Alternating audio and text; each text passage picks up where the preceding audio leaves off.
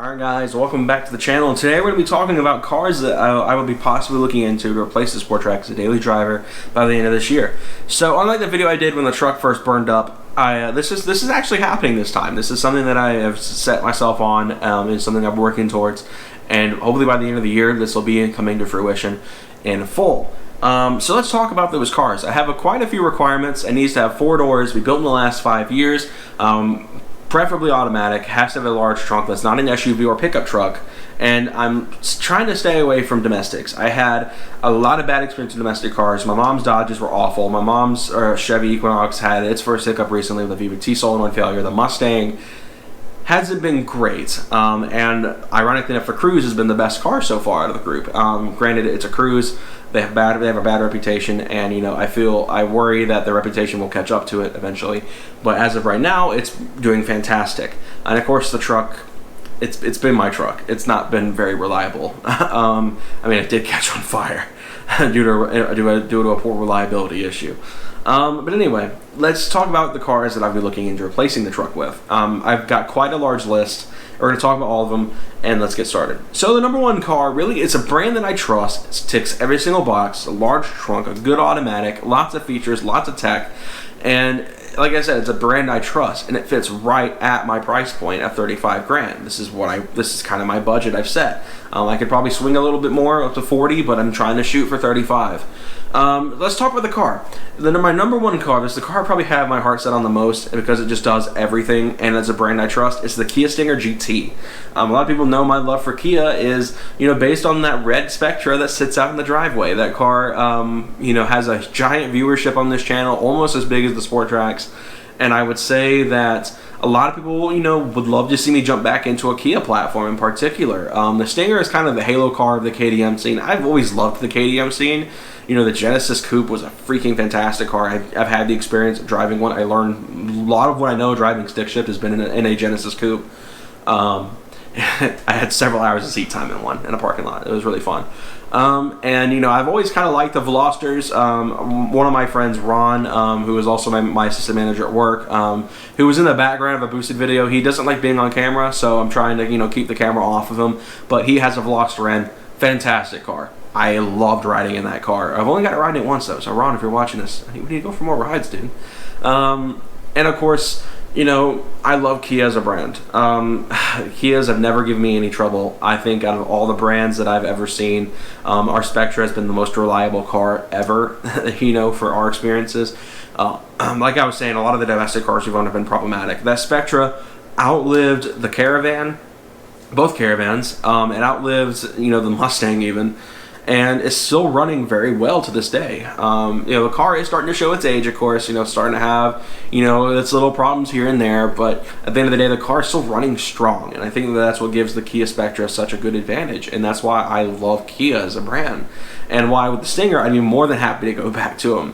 For those who don't know the performance side of the Stinger, it's a really large aftermarket now. The car, when it first came out, had little to no market, but now you're getting turbo upgrades, you're getting tunes, you're getting cosmetic stuff, you're getting a lot of stuff that's for the Stinger now, and I think it's a really good platform to jump into.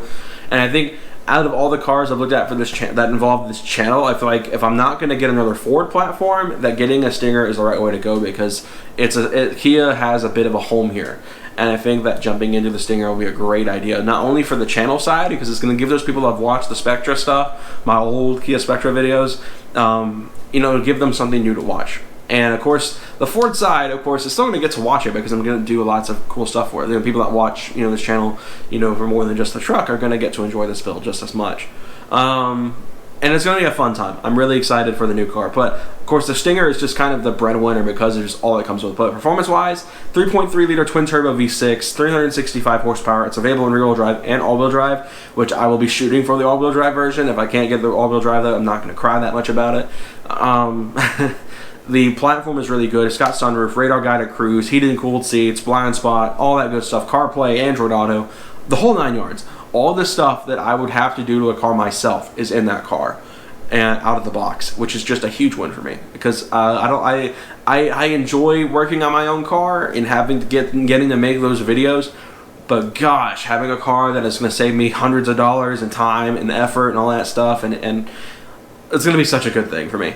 And like I said, it's a brand I trust. It's a car that I enjoy watching videos of, enjoy listening to, enjoy watching around, like drive around and stuff like that. And it's a platform that I feel like I would genuinely enjoy messing with. So that's why the Kia Stinger is kind of my breadwinner car. Now I'm going to talk about the only stick shift cars on this list. We're going to talk about the Honda Civic Type R first. This is probably my second placer. It's a car that is a dream. It's like a dream car type vehicle. A lot of people may know my PC is actually themed after the Civic Type R, and it's a car that I genuinely enjoy. And as a stick shift car, it's going to be the easiest one for me to actually drive because it has three things that I think are essential for a modern stick shift car: automatic brake hold, hill start assist, automatic rev matching. Now, a lot of purists are going to be mad at me for those three features, but as someone like me who doesn't have a lot of experience driving a manual transmission, this is something that's going to benefit me greatly, learning how to drive. And Hondas are notoriously easy to drive with a stick shift. So I feel like I'll be right at home, it'll be a very quick learn process, and at the end of the day, I'll have a lot of fun with a Type R. The platform is giant on those cars. I love Honda as a brand. I love the Honda community. I've been around the Honda community a lot. And literally, I've been around the truck community, I've been around the Ford community, I've been in the Mustang community, I've been around a lot of car communities over the years. I've hung out with some of the VQ community, and outside of like a select few people like Kaysen, my experiences with all of those communities have sucked. I mean, the truck community shuns me, the Ford community shuns me, the Mustang community met two people I like, Nemesis and Azura, who are both really awesome people. The VQ side, I've only met one person that I liked, and that was Kaysen, and Ron. Ron's technically a VQ owner as well. So it's like I genuinely don't have good experiences with a lot of the communities, and I feel like the Honda community and the Kia community in particular would be probably the best ones for me to be able to, make little car friends with and stuff like that, and be able to have people that are own similar cars that I would have a really easy time hanging out with. Granted, of course, my loyalty goes to the boys. Michael and Hayden and all that group gets all my loyalty first. But being able to go to like Honda meets and Kia meets and stuff like that would be something great for me as well. The Type R is just a really good platform overall, and I know a lot of people are going to mention the fact that Type R is kind of hover in the high 30s. It is something that I could probably get it from 35 with some more mileage on it. And at the end of the day, the SI still exists. Granted, Type R is kind of the boy. But SI would be not a bad option as well, and it's considerably cheaper than the Type R. So yeah, that's one of the only two stick shift cars on this list. Now we're going to talk about the other one, which is the Subaru STI. This is another car that is up there in the dream car world. It's got all-wheel drive, which is something I want, but it does not have all those other stick shift features that would make my job really easy to learn how to drive. Not having rev matching, not having hill start, not having auto hold, all that good stuff. The STI unfortunately doesn't have that, so it'd be very old school, and a lot of purists are going to enjoy that. It's a really good way to learn, is by learning to do those things yourself versus having the computer do it. And that's something that I would have to just be okay with for the platform. The STI looks sharp. I think it's probably one of the better looking cars in this range. I think the Stinger, Type R, and the STI are probably the best looking cars on my list. I love the wing. A lot of people hate the STI's wing, but I love the STI's wing. I can get an STI Limited. The issue is the mileage will be considerably higher. I could actually buy a nearly brand new WRX Limited with the FA20, and it'll be around the same price, and it'll be nearly 0 miles. But of course the STI exists, and I think if you can afford the STI, you ought to go for the STI over the WRX. And I think that's kind of my issue. The FA20 is considerably more reliable, considerably better on gas, albeit it is not as modifiable as the EJ. The issue is the EJ is a lot more modifiable, but has a lot higher issues, like a lot higher margin of error. And I think that's what's going to be a bit of an issue for me, is out of all the cars on the list, the STI is on the lower end when it comes to reliability. But as they always say, you can't have cheap, reliable, and fast at the same time.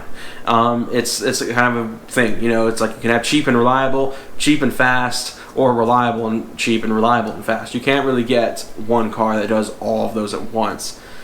So that's kind of an issue. And at the end of the day, it's something the STI just happens to have a bad rep when it comes to the EJ25. It's a car, though, that I still love to death and I would love to own. Moving on, we're going to talk about some more JDM stuff. We're going to talk about the Infiniti Q50. This is a car, I'm going to also throw in the Q60 as well, as it's just a coupe counterpart of the Q50. They're on the same platform. It's as close as you can get to an R35 without buying an R35, especially if you opt for the 3-liter turbo with all-wheel drive. Now, of course, if you get the Red Sport, it'll be a lot closer to that R35 performance. But you can get a normal 3.0T with all-wheel drive for less than 35 grand with good mileage, and I think that that's a really good option for me. The Q50, of course, is a really sharp-looking car. Huge mod scene here in Georgia where I'm from. I mean, Z1 is practically in my backyard. So it would be a car that I wouldn't have to wait for parts to ship. I could literally just drive up, hey, do y'all have this? Yeah, we do. And I mean, I know a guy that works at Z1. Kason, hello. I know you're working there still. You might be able to hook me up with some parts. I'm just kidding. I'm not gonna do that. I'm not gonna be like, hey, can you hook me up with parts for cheap? As cool as it would be. And with the Q50 and the Q60 platform, I'd be able to have, you know, one of the bigger car scenes here. I'd be able to meet a lot of the rest of the Nissan community that, you know, I know I kind of alienated them earlier when I said that, you know, my experiences have been very good, but I think it's just I haven't met the right people yet. I think that meeting the right people in those scenes will be kind of the ticket in. And at the end of the day, the VR30 community is a little bit different from the VQ side, so I feel like that'll be another way that will kind of be that. Granted, I feel like in the last couple of years, the VQ community has gotten a lot better. They've moved on to different communities, the toxic side of the VQ scene at least. It seems like a lot of the VQ scene has slowly gotten considerably better. So, you know, I talked a lot of smack about it earlier, but I think, you know, it's not even the car. It's some of the bad apples that drive them. But I think the VR30 is going to be a platform that's going to be really good, and I think it's, you know, it's not the most reliable thing, but it's better than most, and I think it's going to do just fine. Next up, we're going to talk about some Euro stuff because I feel like I'd be doing a disservice by not including Euro cars here. They're all cars I love to death, and I love the Euro stuff. They're great. We're going to talk first about a car that I've driven before. It's older variant, and a car that I fell in love with driving, and was a car that I still hate that I did not get. That is the Golf Gti. The Golf Gti is just it's a fantastic platform. Reliable, fun, very modifiable. And I mean, this is probably one of the best platforms in this list. And dual clutch. That's a major win. Dual clutch transmissions are fantastic. I drove a Mark 6 GTI, and while the initial takeoff is harsh for someone who's never driven a dual clutch before, I'd never driven a dual clutch at that point, the actual feel of driving a dual clutch car, those blitz fast shifts, I mean, it is stupid how great those cars are and how fast they actually are for how little horsepower they make and for the prices they are. 35 grand, I'll be getting a really solid Mark 7.5 GTI. I almost could probably buy one new. I could probably almost be knocking on the door of getting a Mark 8 GTI brand new. Am I going to do that? I'm not so sure about the Mark 8 just yet. I have to see one in person to really decide how I like it. I could probably even swing a older, higher mileage Golf R on that price range. Granted, the Golf R is a fantastic car, and I would not be opposed to getting one over the GTI in a heartbeat. The Golf R probably one of the higher end cars on this list. So that's kind of that. So we're going to move on from the Golf, and we're going to talk about the next company in particular, another brand that I was head over heels for a few months back, and a car I would not be opposed to owning, and that is a BMW. More specifically, the 340i. Now, the 340i is an F30 platform. I love the F30 platform a lot more than the new G chassis cars. The B58 is a fantastic engine. The new Supra has seen such a success with it, and I think the B58 is just really good. As a car platform that I would love to try, it's a platform that's really good. The B58 is as close to a 2JZ as you can get without buying a 2JZ. And so I think that having a B58 platform like a 340i or a 240i or a 440i, you know, so on and so forth would be great. Of course, at this price range, you're knocking on the door of some F80 M3s and M4s. I mean, you're looking at ragged out examples. You're not going to be getting something that's like, you know, pristine F80s. But some areas you might be able to find an F80 in that price point. At my area in Georgia, I don't think I'm going to be able to get one really easily. But I feel like if you were to get one shipped here, you might be able, like from like a different state, you might be able to get one at this price point. And of course, we're going to talk briefly, because my camera battery's almost dead, about the domestic side. Mustang, Camaro, and Charger. Charger is probably the best of the group to fit all my things. 4-door, good auto, and it's quick. The issue is I can't buy the one that I want. If I were going to get a Charger, I would want to get at least a Scat Pack. The issue is I just don't like the 5.7 as a platform. It's just, it's slow. And, you know, the only thing that gives an advantage is that they're a lot stronger than the rest of the Hemi line outside of the 6.2. And they are, you know, they've been around a while and they make good noise. That's kind of really the advantages of owning a 5.7 versus getting a Scat Pack. And I would much rather have the Scat Pack. Unfortunately, Scat Packs at my price point are around 35. They're garbage cars. They've been banged up. They've been treated horribly, and it's just not a car I would buy at 35. If I were jumping up to 45, Scat Pack would be in the running for sure, as it's a car that would be plenty of performance. Granted, the engine isn't quite as stout as the 6.2 or the 5.7, but it still will be plenty modifiable for me to have plenty of fun with it. Granted, at the end of the day, I want something nimble, and unfortunately, the Charger platform and the Challenger platform doesn't offer that kind of light nose. They turn pretty well, but in terms of competing with the likes of BMW and the Honda Type Rs of the world, it's not going to be as sharp. It's definitely more of a straight line car. So that's another thing that I run into with the Chargers and stuff like that, is it's really more of a straight line type car, and while I do drive more of a straight line style, I want something that I can take to the track periodically and learn how to do track driving with, and that's kind of why the Charger just doesn't fit that market, that kind of part of me well. It's a good car, just doesn't fit, how I drive, how I want to drive, my kind of thing. But the car is good. Moving on to the Camaro. The Camaro is probably the best of the group for fitting my needs. Of course, the trunk is like, in terms of fitting like what I would want in a car, the Charger's interior at 35 is not great. The Camaro's interior in 35 is better, but I wouldn't say it's fantastic. It's still got a lot of stuff I don't like. But the platform is great. It's reliable. The LT has proven itself to be one of the most reliable engines from America right now. 8-speed transmission is fantastic out of the Camaro. Of course, if I want to spend a little bit more, I got about 40, I could get a 10-speed 2019 or 2020. But I would rather have the 16 with the 8-speed.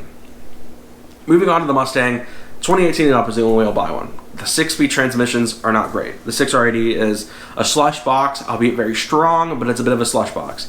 The 6-speed, the MT82, is pure trash, and I would not wish that transmission on my worst enemy. Lots of reliability trouble, poor build quality. It's a bad transmission. 10R80 would be the only way for me to go. Gen 3 Coyotes are a bit sketch, but I feel like it's better than dealing with a lot of other JDM engines that have a lot of issues, like the VR30 and the EJ25. Talking about in terms of interior quality is by far the worst of this group. You get a calculator screen for a center display, and you barely get a backup camera. You don't get any nice features. You don't get radar guided cruise, blind spot. You don't even get leather seats. You don't even get power seats at that price point. You don't get the digital cluster. You don't get a lot when it comes to the Mustang. When you're paying 35 grand for a Mustang GT, you're literally getting the 5.0 in the transmission. You're not getting a comfortable experience in terms of interior quality and stuff like that. But that's why I kind of disqualified those cars. It's just the Charger, while it has the practicality I want, it doesn't have the driving characteristics I seek. The Camaro is, it's better. It's probably the best of the group in terms of cars I would more than likely buy, but still doesn't have the practicality I want. The Mustang is just not what I would want at 35. It's a car that I would have to spend 45 plus in order for me to find the spec that I would actually really enjoy. But anyway, those are all the cars I would look into replacing the Sport Track with. Let me know what you guys think would be some really solid cars to go with in the comments below. Of course, like I said, I'm not getting another SUV truck thing. I'm sticking to sedans and coupes and wagons, all that good stuff. And I think I would have a blast with a lot of those cars. So 35 grand, there's a lot of options to go with. But anyway, guys, I think I'm going to wrap this up here. Hope you all enjoyed this video. If you did, be sure to like, subscribe, more content coming soon. I will see you guys in the next one. Take care, guys.